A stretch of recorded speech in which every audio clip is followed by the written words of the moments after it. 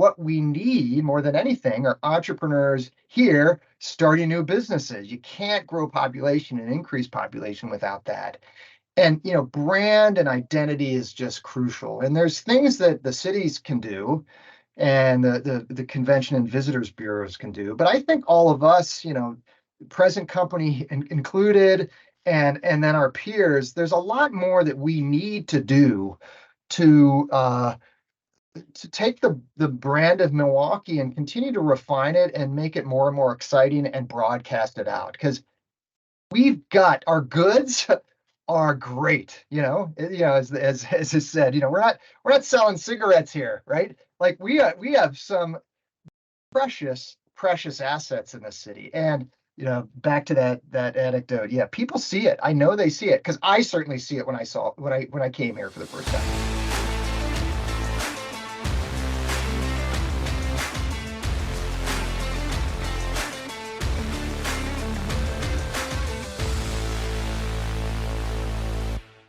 All right, we are back. Welcome to another episode of Over a Pint. If you are a loyal listener, thank you. If you are new to our podcast, we are glad to have you and welcome. This podcast lane is all about marketing. We leave theory at the door and we dig in deep with those folks that are doing this craft on a day-to-day basis. That's what this show is all about.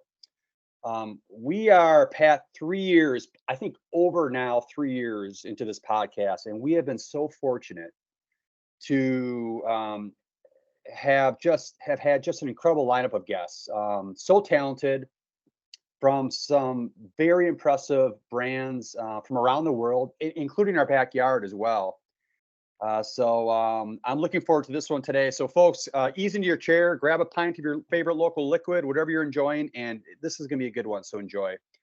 As always, I am joined by my co-host, Mr. Pat McGovern, business director at Acedia, an award-winning digital shop here in Milwaukee. And I'm Kurt Lingle, and glad to have all you here today. So Pat, part of our job with this podcast is to try to find the story with our guests. So, our guests come on, they have such interesting and different backgrounds. So we're trying to figure out, like, okay, how do we take this podcast, this episode, and apply it to our guests?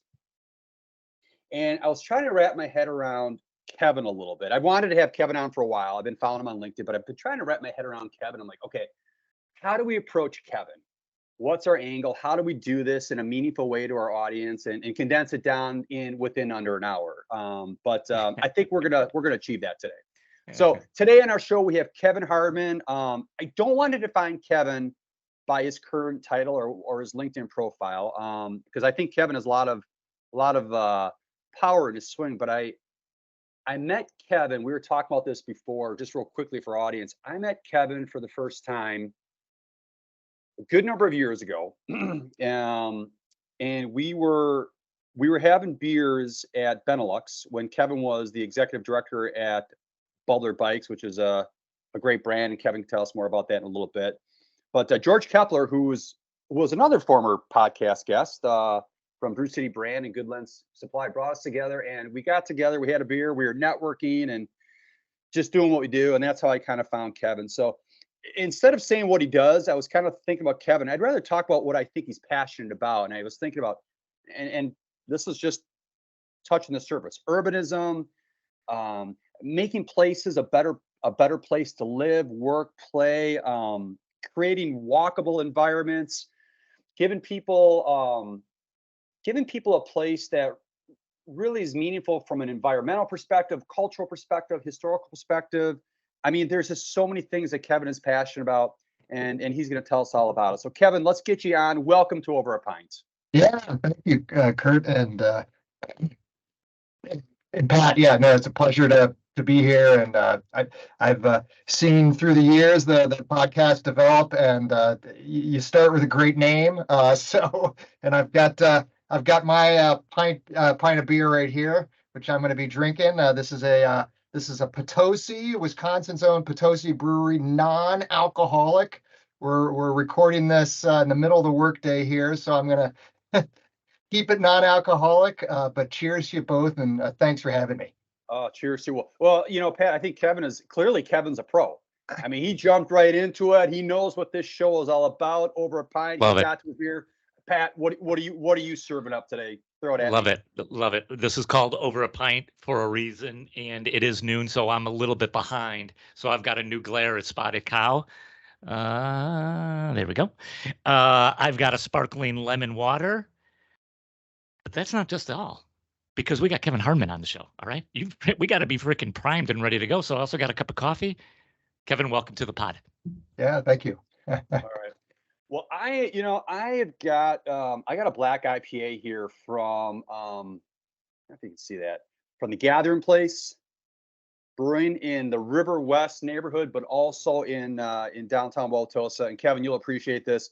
The Gathering Place is all about specializing in beer to gather around and brewing a stronger community. So I think that's very relevant. Plus, it's a cool place, and I love their beer. So, all right, let's get into this. So, Kevin, as I said earlier, a resume, a LinkedIn profile, it's just a piece of paper, really, at the end of the day. I don't know how much I don't think we should really say that totally defines someone. So if you could, in a short spell, tell us what gets you excited, what gets you out of bed, and just, give us your quick, couple minutes, your DNA, and what gets your heart pumping.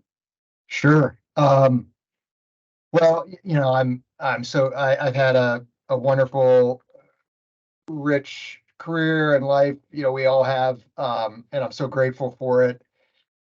Ever since I was a young lad, I have been highly sensitive to and have cared about the just physical environment, and not just the natural environment, but the built environment. And I certainly would not have said this when I was a kid, or 20 years ago, maybe even 15 years ago. But I've realized that what I care about, what my purpose in life is to help places and people be the best versions of themselves. And where I spend lots of my time in is in that physical place.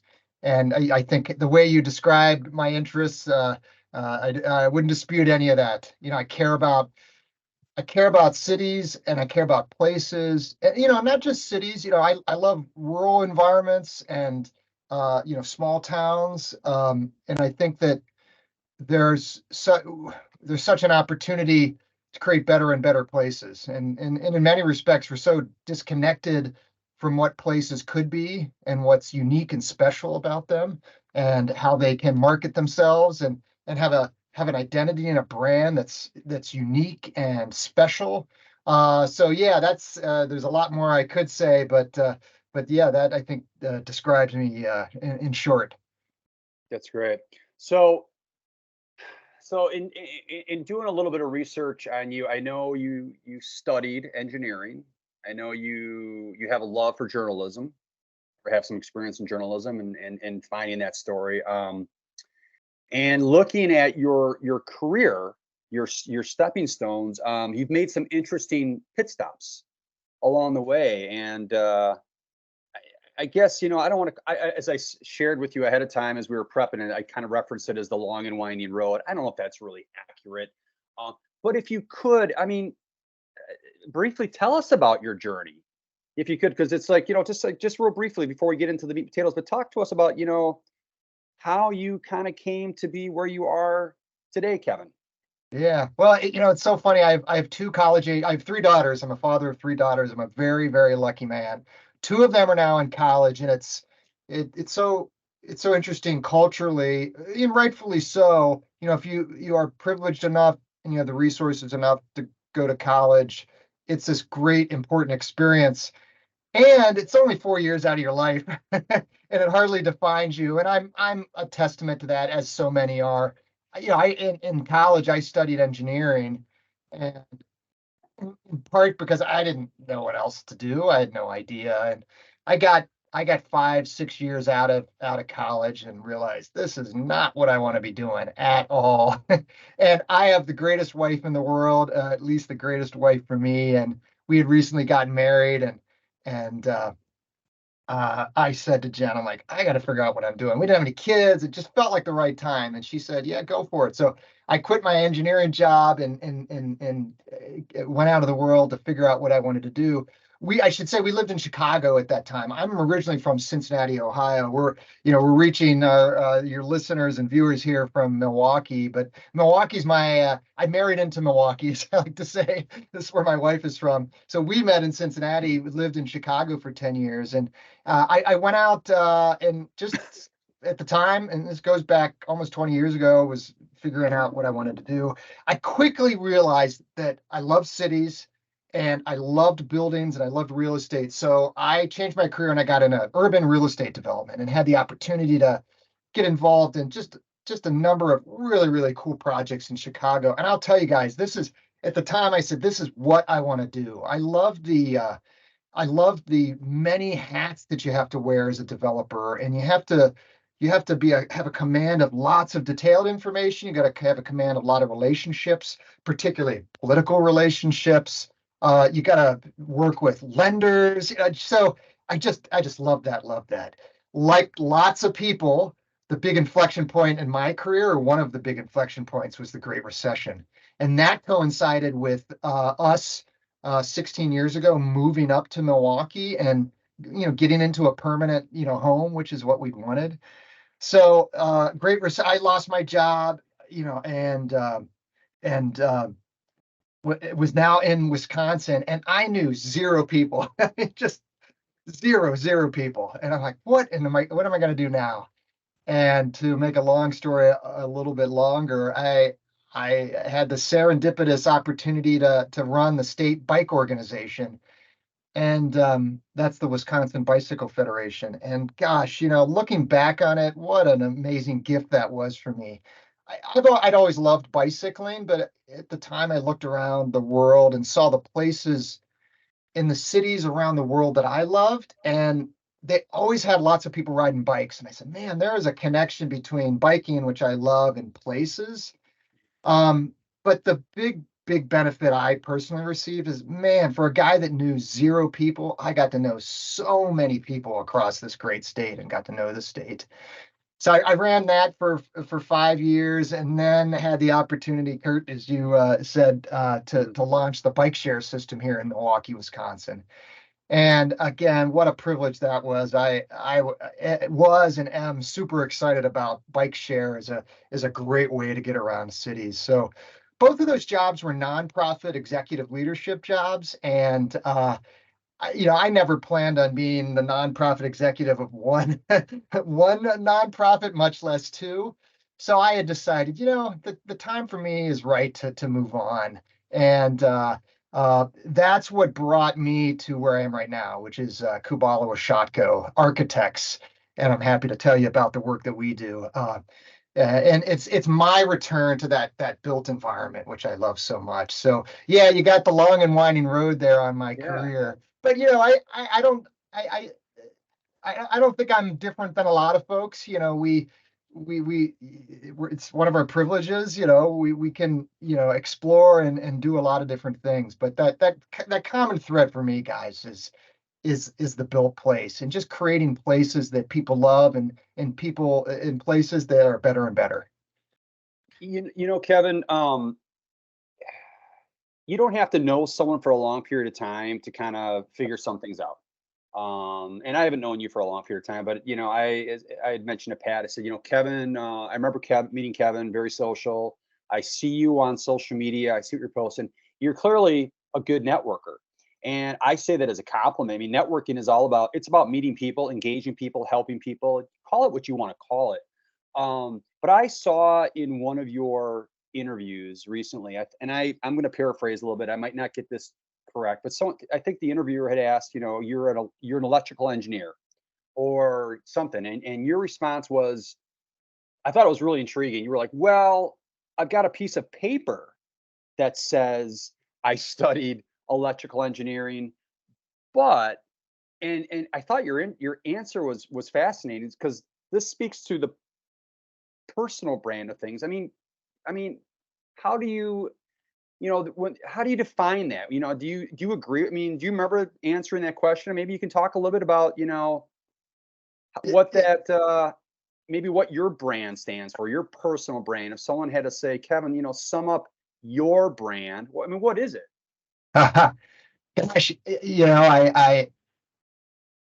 it's something, I do find it funny, again, I'm 51 years old. I graduated from college in 1994, so we're almost 30 years away from that. And somehow I squeaked by with, with gaining that piece of paper. I've been recently saying I feel as close to being an electrical engineer as I do a cardiologist, which Okay. is, of course, I'm not a cardiologist. What's my personal brand? I don't know. My quick answer is I don't know the answer to that.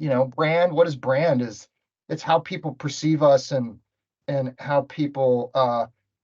My favorite definition of brand. I think this is Jeff Bezos, and it's how people talk about you when you're not there. And so, how do I hope people talk about me when I'm not there? Is someone who has integrity and who lives a life that's, what's integrity? It's just living a life that's consistent with your values. You don't have to know me very long to know I'm obsessive about, our built place. To a degree where I think to myself, oh, man, I'm a sort of marginal character. I'm not sure as many people think about the built environment as I do, but I think there's nothing more fundamentally important to human thriving, to the thrivings of our economies than how we build our places. I mean, it's as I've already acknowledged, I'm obsessive about it. So yeah, I hope that's what people think about when they think about me. And why it's important for me personally is, I want to, my own just meaning of life is, because we're here for such a short amount of time, is, hopefully I can make things ever so slightly incrementally better for that next generation. And our own personal brands, that's the reason that's important is if I can do anything to incrementally affect things in a positive way, then I want people to know the sort of role that I'm playing. Hey, Kevin, I'm really intrigued with your,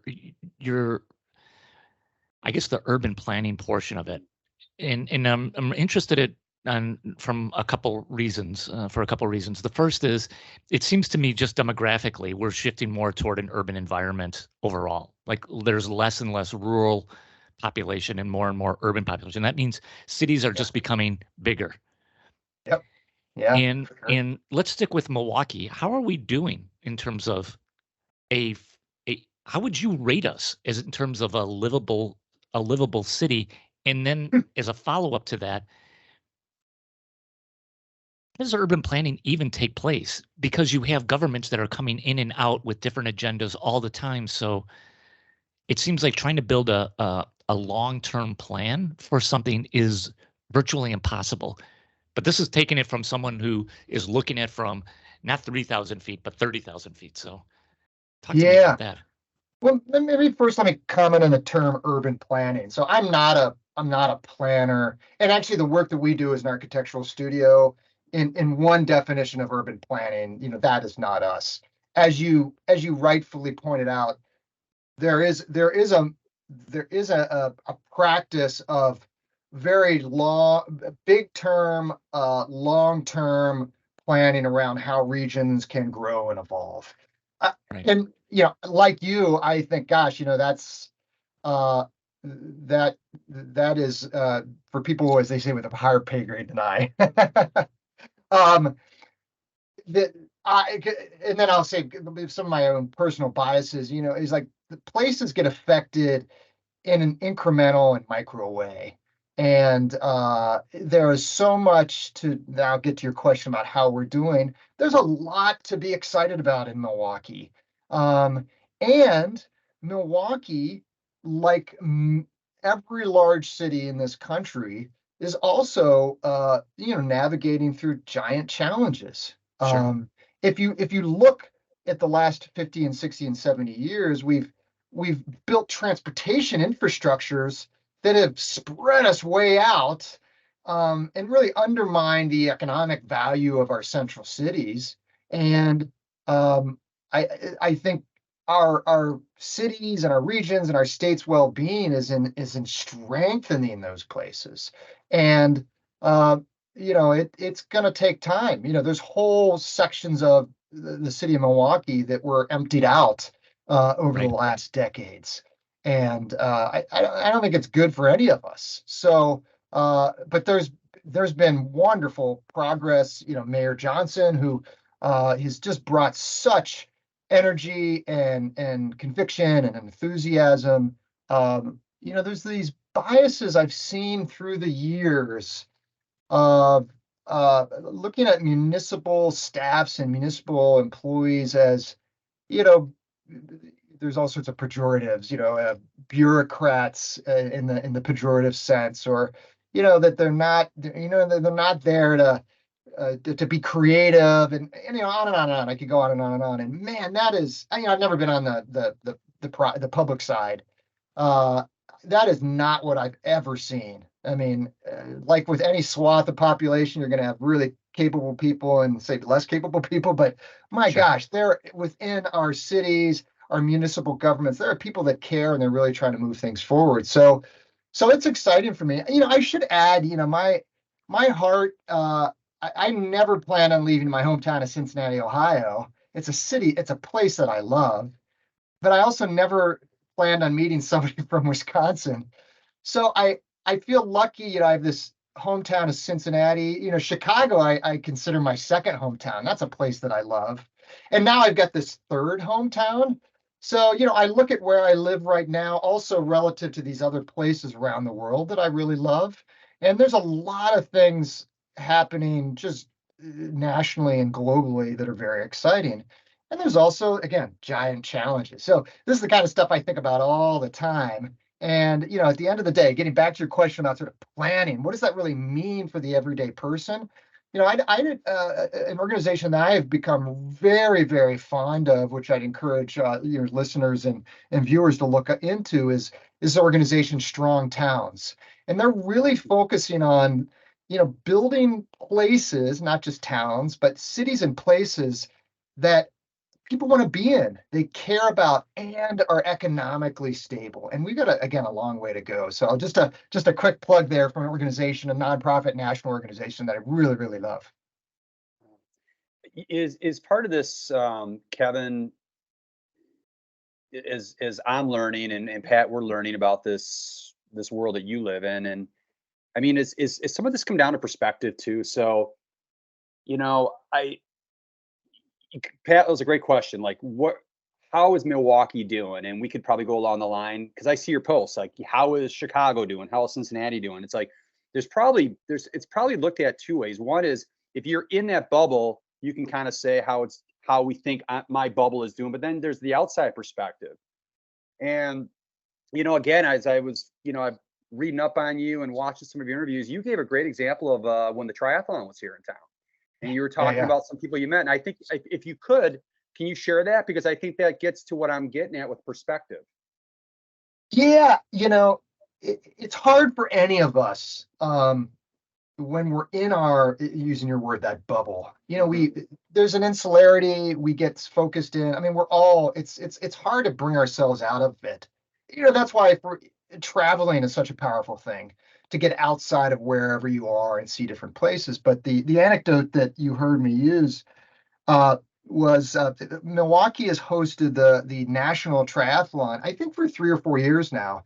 And from what I have heard, USA Triathlon just loves Milwaukee, and visitors love Milwaukee. And we've got this beautiful lakefront. So for the triathletes, they've got that. They've got this transition area on the lakefront. But I was not aware the triathlon was in town. I'm oftentimes riding my bike, though, downtown, and it was obvious, whatever that Friday was, that the triathlon was in town, because you saw all these people walking around. You saw folks in their triathlon gear. So I immediately said, oh, the triathlon's in town. And beautiful summer day. And I ran into two different parties. One was this family who we have here in Milwaukee. We have all these bridges that go up and down during the summertime when there is river traffic.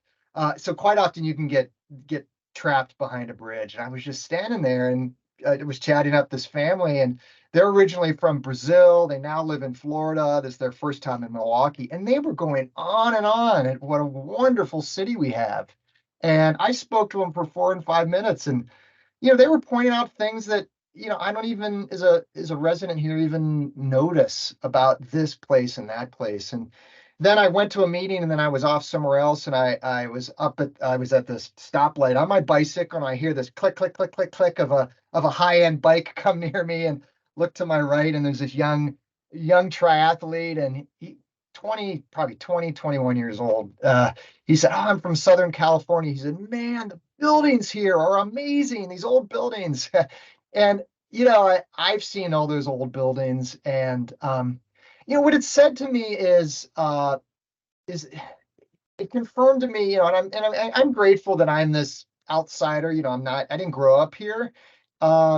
It's something I've been, and I know a lot of other people have said about our city. It's we can use whatever trait, we punch below our weight, or we've got this amazing potential, and we'd be well served to gain more of a vigor and a swagger around what we've got.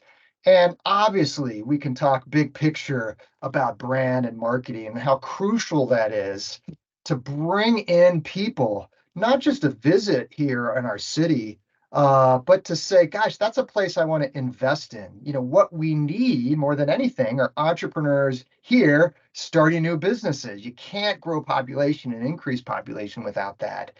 And, brand and identity is just crucial. And there's things that the cities can do, and the convention and visitors bureaus can do. But I think all of us, present company included, and then our peers, there's a lot more that we need to do to take the brand of Milwaukee and continue to refine it and make it more and more exciting and broadcast it out, because we've got our goods are great. As is said, we're not selling cigarettes here, right? Like we have some precious assets in the city. And back to that anecdote, yeah, people see it. I know they see it, because I certainly see it when I came here for the first time.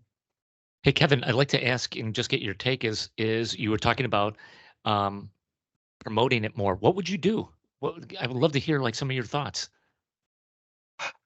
I don't know. I would probably gather together with marketing professionals like you, and let's come up with a campaign around why Milwaukee is a great place. And it's something that none of us own.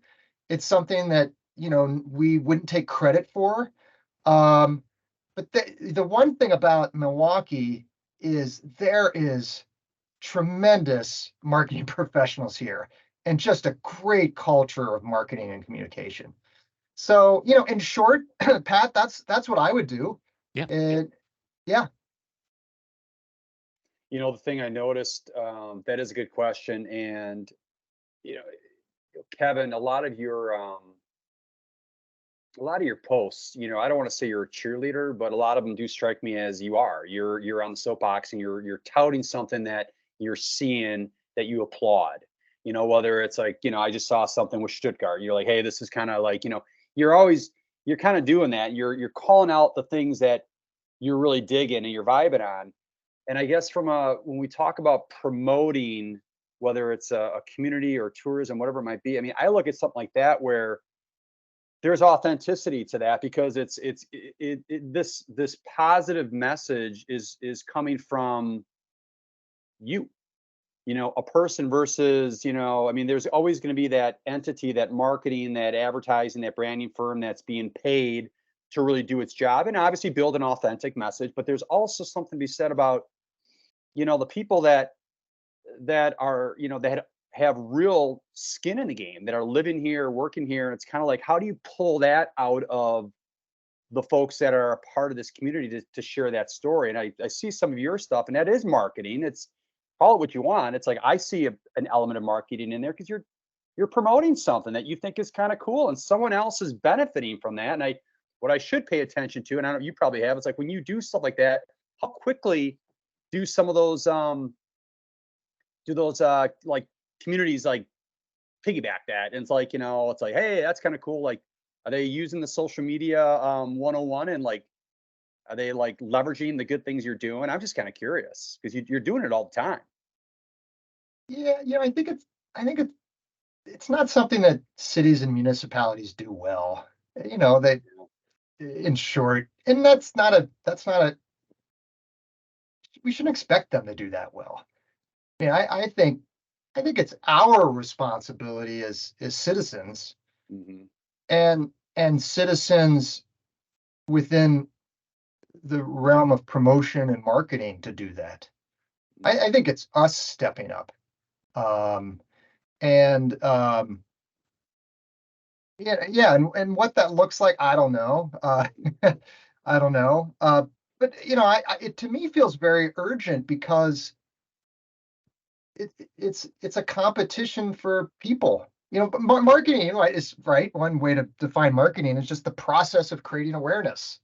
That's what marketing is. But process is key. Like you have to have a process.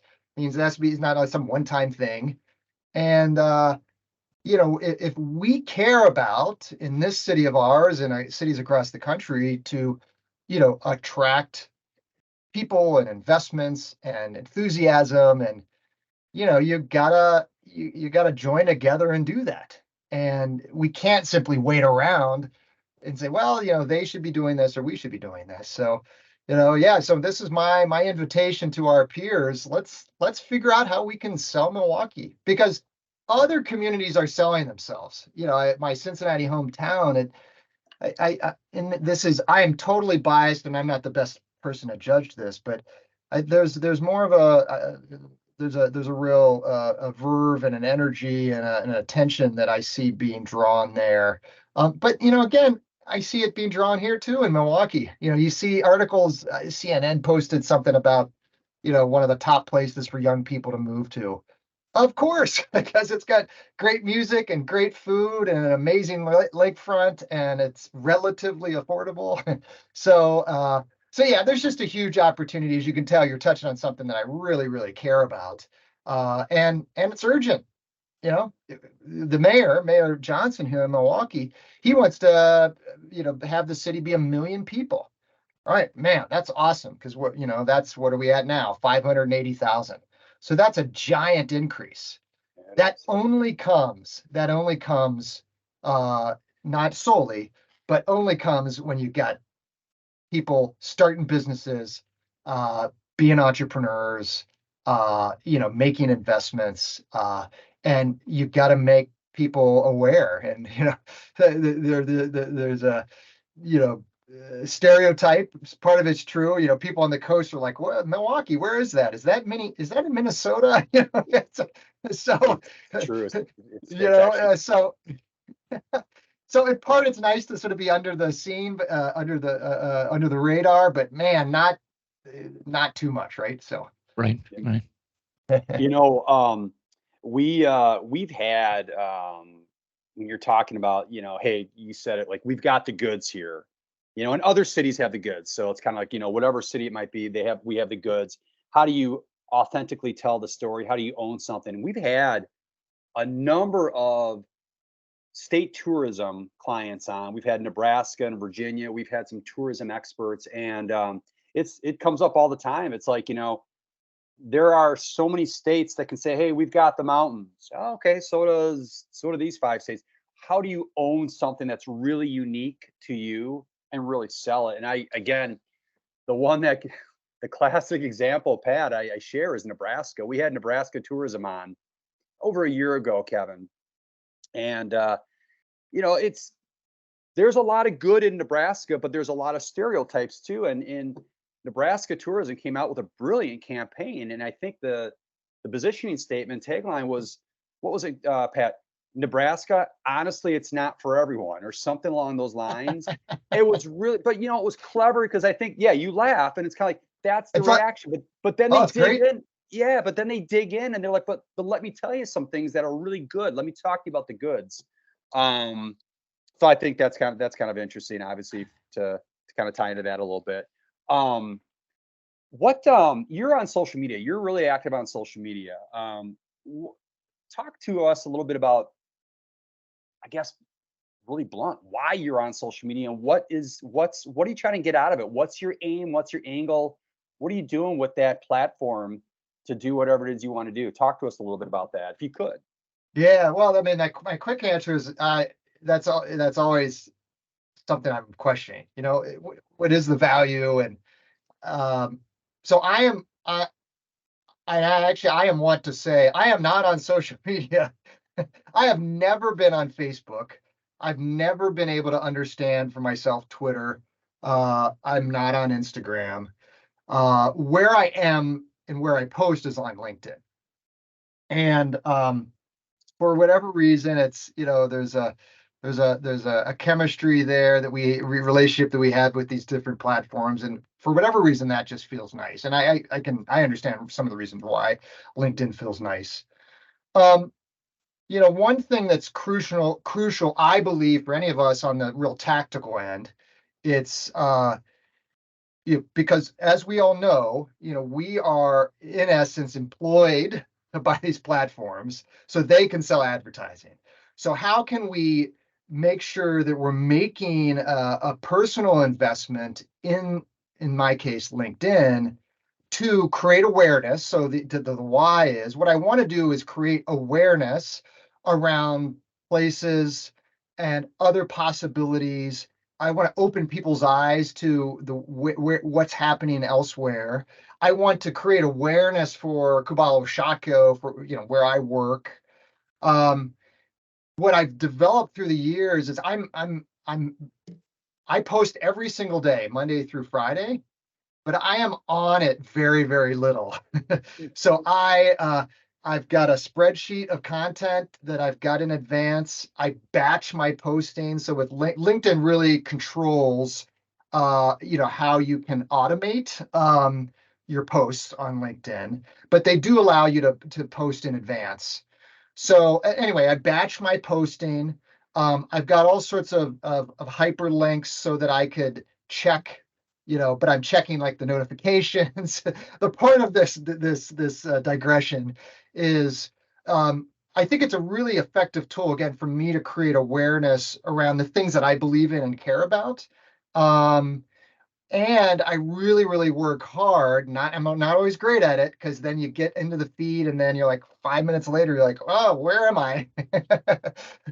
But I've gotten pretty good at, sort of minimizing that, which is, again, for the folks on here, is I'm not the first one to say that, but it's just really, really crucial thing, because hours could go by and then you realize I'm not actually doing my work. So really be careful. Anyway, is that helpful perspective on how I use it?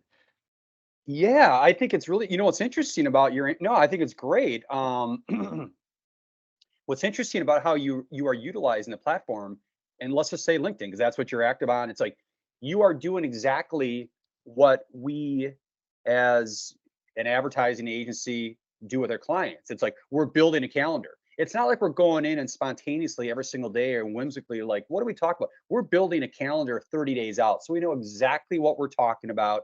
It's scheduled. Now, what's interesting about your answer, Kevin, is I've never heard someone, I probably never asked either, but it's like you're planning it out like Pat, do you plan out? I mean, you're active. Do you plan yours out, a calendar like that? I mean, I'm curious. Yeah, not really. It's more of if I plan it out, it's more of just a day or two in advance, but it's not 30 days out by any stretch. No, I leave that to people who, like Kevin, who've got a spreadsheet. Once I've heard I got a spreadsheet, it's like, yeah, okay, this guy's an engineer. I should be clear. Oh God, I love a spreadsheet. Let me tell you that. But let me be clear. I don't plan out 25 days in advance what I'm necessarily going to be posting. But what I do have is a pipeline. I've got a pipeline of content. So I see things that I like, I've got a place to put it, that I can then, when because we, one of the challenges, not to get too high-minded here, but, we all have these challenges in our work environment of just shifting context from, talking to clients to replying to emails to, okay, now I have to do some thoughtful work.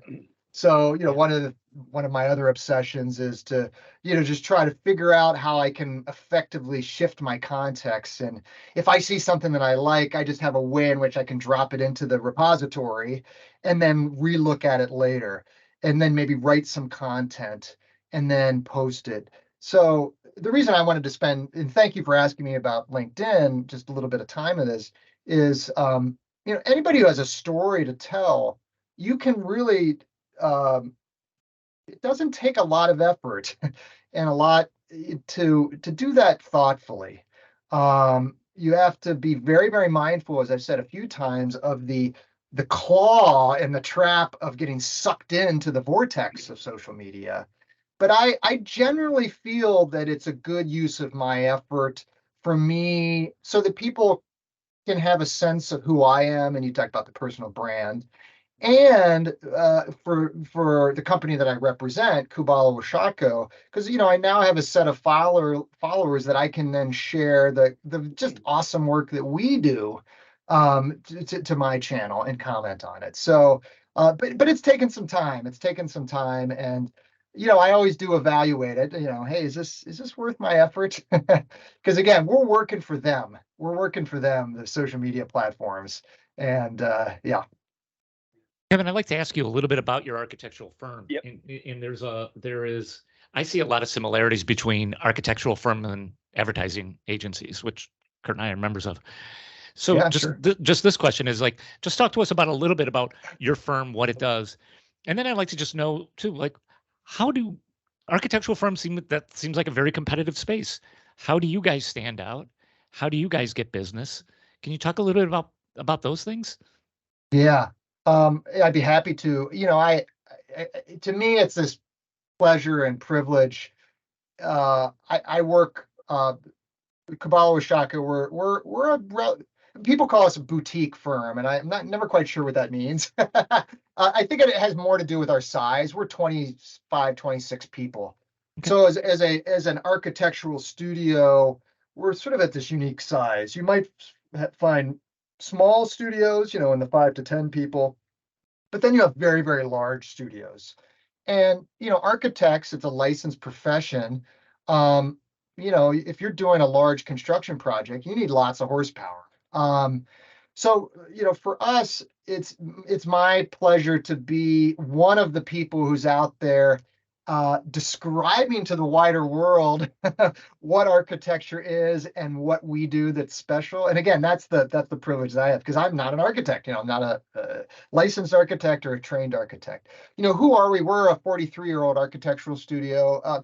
Anybody who's listening or watching here who's in the Milwaukee region will know all of the following projects: the Milwaukee Public Market, the Iron Horse Hotel, the Urban Ecology Center. We've been the architects on the redo of the Grand Avenue Mall. So anybody who grew up here in Milwaukee will know about the Grand Avenue Mall. We've spent 7 or 8 years on that project. The centerpiece of that is the 3rd Street Market Hall. So again, that's one of our projects. We're one of the nation's leading designers of nature centers. So the Schlitz Audubon Center here locally, we're working for those University of Wisconsin-Madison grads.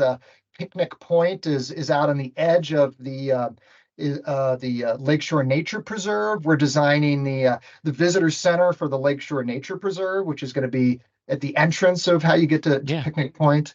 We also designed the world's first carbon neutral building, which is the Aldo Leopold Center in Baraboo, Wisconsin, which is just a fabulous, fabulous project. We're a unique and special place in very, very large part because, one, we're on a mission. We're very much on a mission to create places that are alive and places that are, we use the word whole. And what does that mean? Something that's whole is when the things that we build are inseparable from the living context of the people, environment, and culture and history. And that inseparability to us is so sacred and so key. I imagine you've both been to places where you think, wow, I don't feel great being here. This feels like this building was just dropped in from outer space.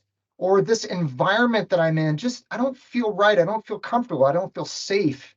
And to us, that is the antithesis of creating a place that's whole.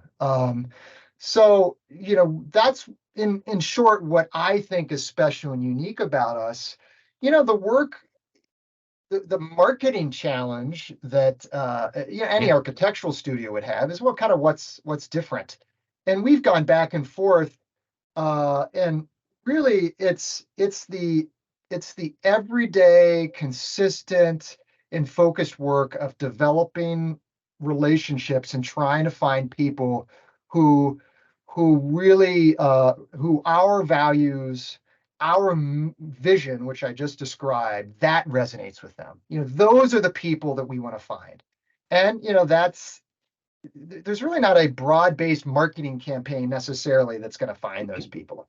So, you have to, it's largely in the realm of business development, and again, business development, which is a subset in my mind of marketing. Business development is a process. So you have to be organized. You have to, look at your current projects, who you're working with, see how you can leverage relationships. And as you said, yeah, the space is a really, really competitive space, especially in a state like Wisconsin, where, outside of Madison, which has been responsible for the population growth in our state, we're not in Austin, Texas, or San Antonio, Texas. So, there's only so much work to go around, and we don't exclusively work here. We do work nationally, but that sort of bread and butter work, that might happen here, it's competitive space, and there's a lot of great professionals, that are peers, for sure. So it's always fun. It's always fun to try to distinguish yourself and get in front of the right people. It sounds like from a business development perspective and a marketing perspective, it sounds like where you really hone in on it's the one-on-one, it's the networking, it's leveraging, the success stories more so than what maybe some of our clients would do a traditional marketing campaign. Is that correct, Kevin? Am I or no? Yeah, I think so. But I love marketing. I love branding. I'm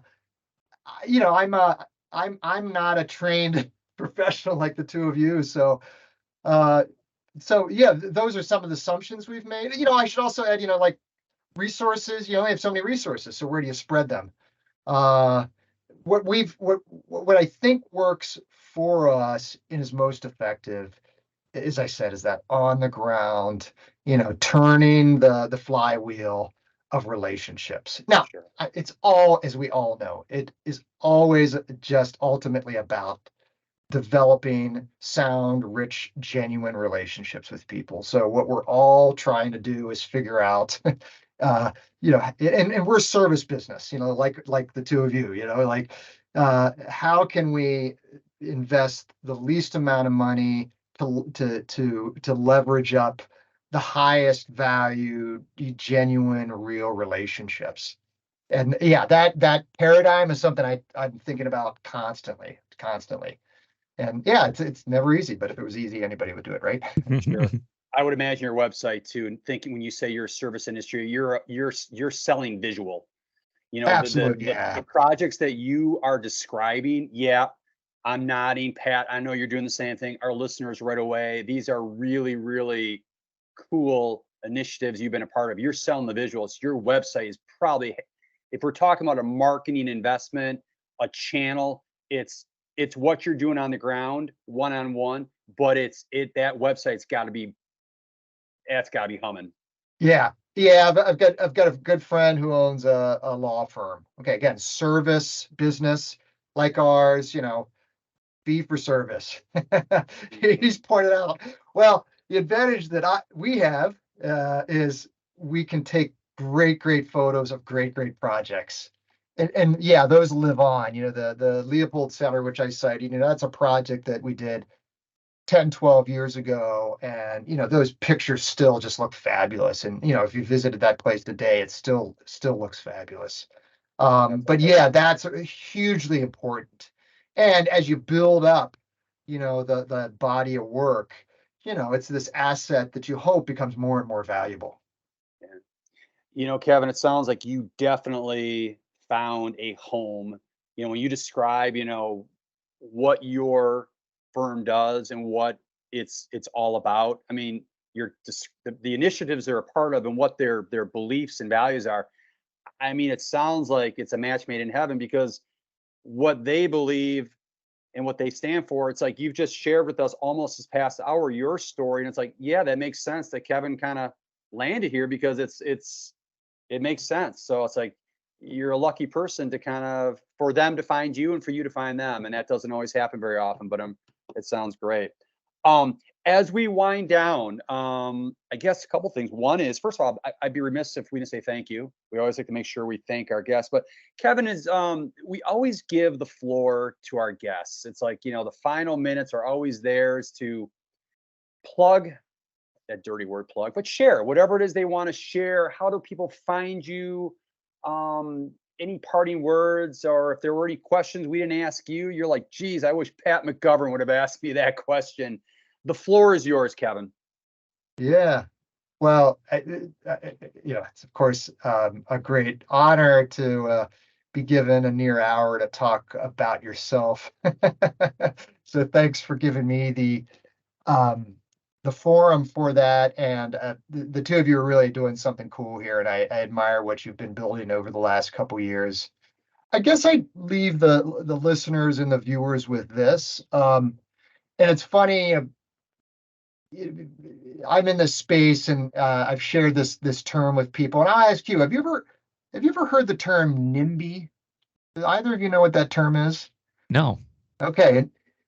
Okay. So it's fun. Yeah. This is consistent with me, bringing this up before. It's meant as a pejorative. It stands for "not in my backyard," and it's the idea of something goes forth in the public forum, say a building's going up, or this is happening, or that is happening. And, you'll get, I'll use like an example, like some affordable housing project. And people say, oh yeah, like affordable housing, but not in my backyard. Okay. That's this idea. Okay. Yep. So, in the built environment, and, when you're involved in community meetings and public meetings, and the reality is people show up to things that they don't like. the people don't necessarily, if you support it or you're indifferent, you don't show up at meetings. And my ask of the folks that are watching and listening is to start showing up. And there's this corollary which has become popularized, and it's not NIMBY but YIMBY. So yes, in my backyard. We've got, as a country and as places, we've got giant challenges. My heart sinks when I think of my three daughters and them finding an affordable place to live. Where I live in Wauwatosa, Wisconsin, just west of Milwaukee, our property values have soared. Now, that's wonderful, right? But they're not going to be able to afford to live there. We need more housing. We need investments in our places. We need denser places. And in order for us to create those places, we need more and more people showing up and saying, yes, I want this. So that's what I'll leave your viewers with. You can look up what a NIMBY is, and then you can look up what YIMBYs are. And let's become more YIMBYs. Let's show up positively and tell those municipal employees who have these thankless jobs, yes, these are the things that we want. We want our communities to grow. We want them to become more walkable. We want them to become more vibrant. Communities need to evolve. Change is a good thing. So that's what I'll leave the listeners and viewers with. Wow, folks, that's what you call a strong close. That was great, Kevin. Thank you so much. Great way to end this episode. This was a lot of fun, as I knew it was going to be. Can't thank you enough for sharing some time with us to share your story with us and our listeners. You've got a great story, and thanks for sharing it with us. It was a lot of fun. So, folks, till next time, Cheers. Thanks, Kevin. Cheers. Thanks, Kevin.